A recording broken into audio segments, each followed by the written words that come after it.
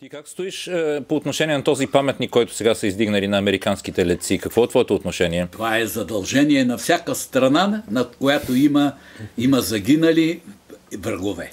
Защото пропагандистите червените в момента развиват страшни тези. Как може в България... Те ще развиват, защото нашите са невежи. Защото нашите... Тук на мен ми направиха едва ли не скандал. Та ги наругах и ги навреква в кучи гъс.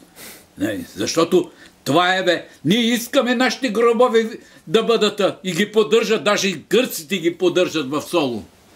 А ние тук ще направим и те хората турят един скромен паметник пред самото си на територията на самото посолство, която е американска. А те като аргумент за защита на съветската армия на паметника казват, ето даже и американците се издигнат на паметник, как ние ще свалим? Нищо общо нямат. Това не е военен паметник на съветската армия. Това не е военен паметник. Тук няма сражение. В нашия съюз на военните има много неконсерватори. Това не е консерваторство. Защото консерватизма е принцип на запазване на доброто от миналото. То не е всичко да остане както е. Това не е консерватизъм. Това е догматизъм. Не правят нашите и политолозите не правят тази разлика.